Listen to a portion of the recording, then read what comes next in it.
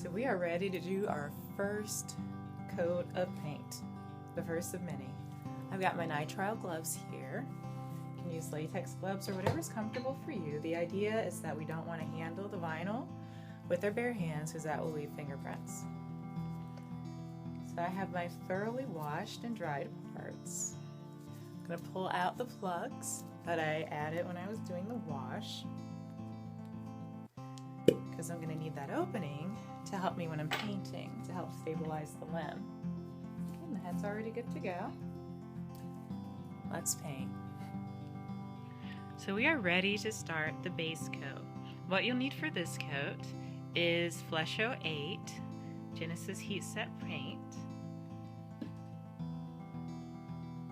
odorless paint thinner. Bob Ross has a nice greasy formula that works really well with the Genesis. And I have it in a squirt bottle finally, so I can just drip out a few drops at a time. You'll also need, excuse me, here I go. Also need a mop brush. This is a Maxine Mop Lowell & Cornell brush, 3/4 mop. No, it's not. Half inch mop. And, oh, yes, of course, you're going to need cosmetic wedges. I like to use two kinds of cosmetic wedges. I like to use the crappy ones, and by the crappy ones I mean these are the ones that you don't want to put on makeup with because they're very porous and they absorb a lot of paint and a lot of material. I like to use these to apply my paint.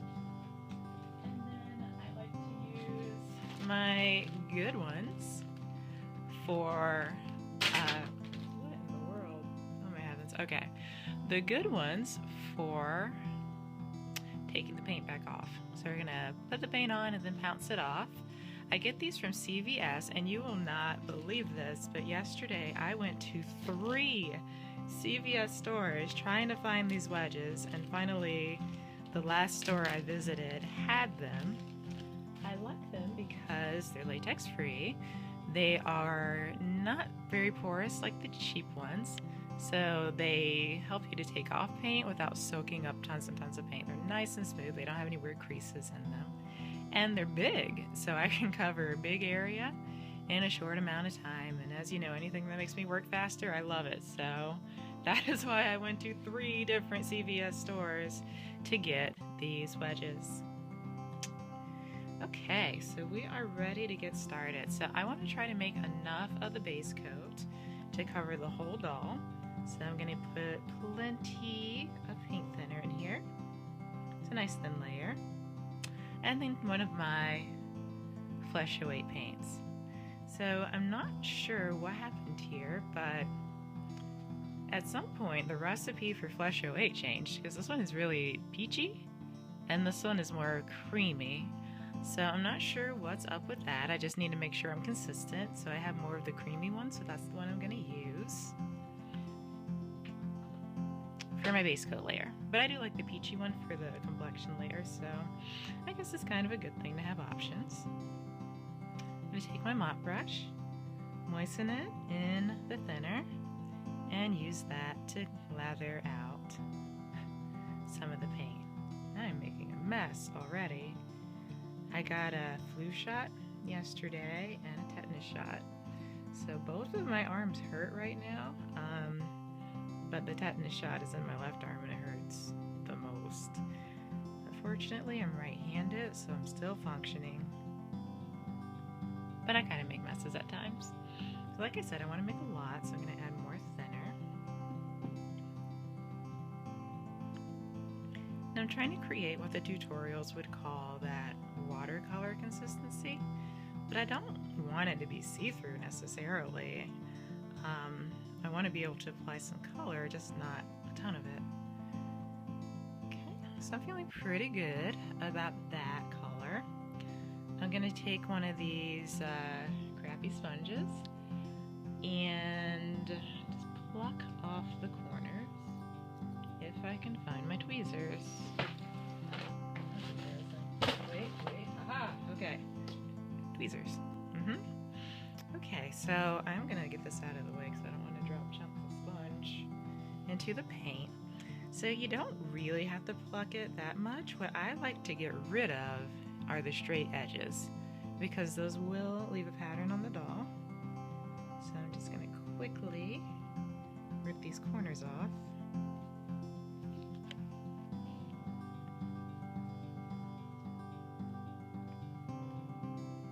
And, you know, ideally you do this before you started mixing your paint, but it doesn't matter. And I'll usually pluck several sponges before I start, so they're already ready to go when I need them. So just getting rid of that straight edge, so we're having more of a random pattern as we paint. And for the sponge that I'm using the blot off, I'm going to take the straight edge off of that one too. I used to just pluck the corners, but I find that it looks nicer if you just take off the straight edge altogether. So we don't want to see any straight lines on our doll.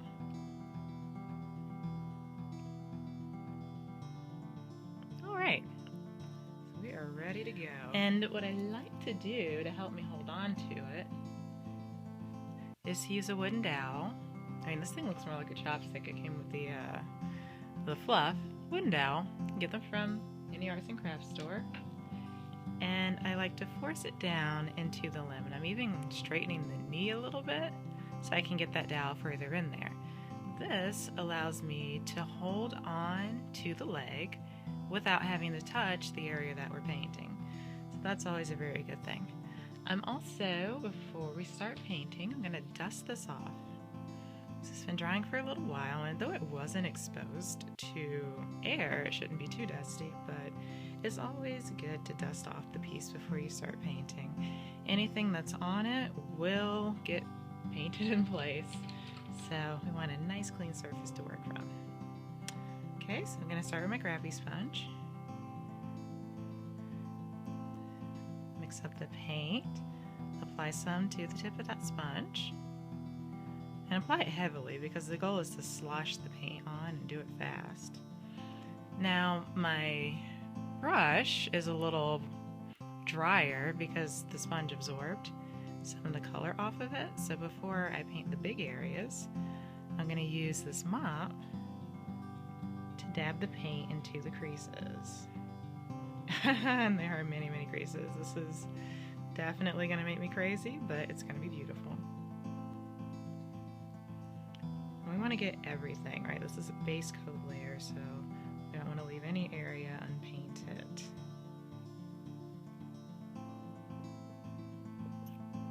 Okay. And now I'm going to cover the rest of it.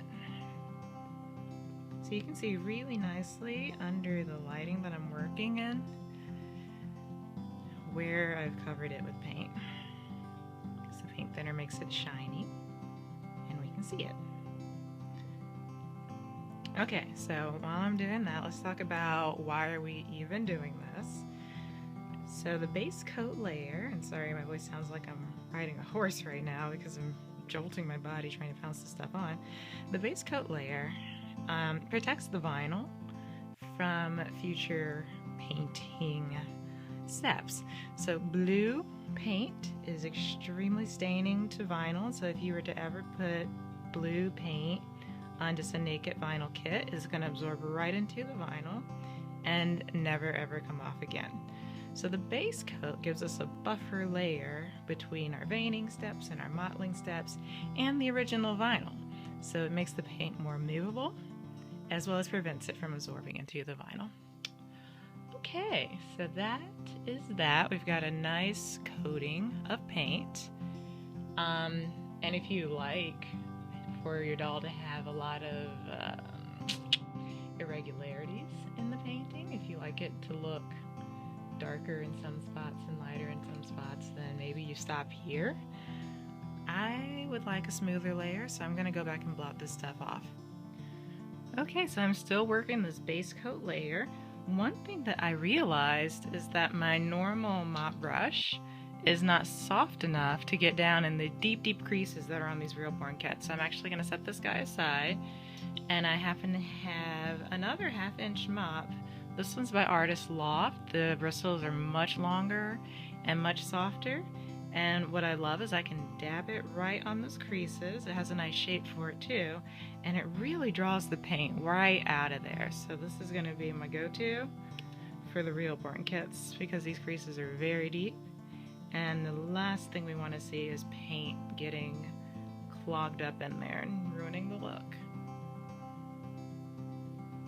This one does a really, really good job of getting the paint out of there, so I'm very pleased with that. So don't forget to add thinner and paint as you go. It takes a decent amount of time to base coat, all 5 pieces of a doll kit. And oh my gosh, if you have a belly plate or a back plate, you're definitely going to run out of paint before you finish.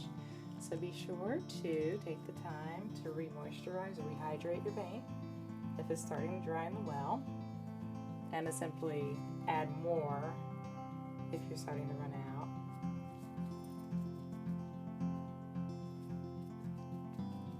Now at some point you might get to the point where your good sponge is too saturated for blotting off, so that's okay. We try to buy them in bulk. You can always pluck another one and get right back to work.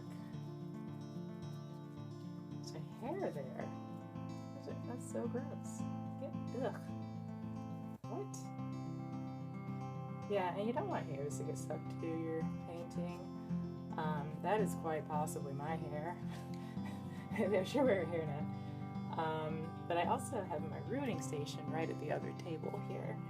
So I try as much as possible to not allow my rooting projects to come in contact with my painting projects, because hair sticks very well to paint, and that's extremely annoying. But yeah, this long bristle mop brush is doing a great job blotting out these creases. Like, I can just see the paint being lifted off, and all I have left is that very fine sort of pinpoint layer. Be sure to get it out of the toenails too. That's a very popular place for paint to be to overaccumulate. So there's all these creases everywhere on the kit. You want to really make sure that you're pulling the paint out of the crease.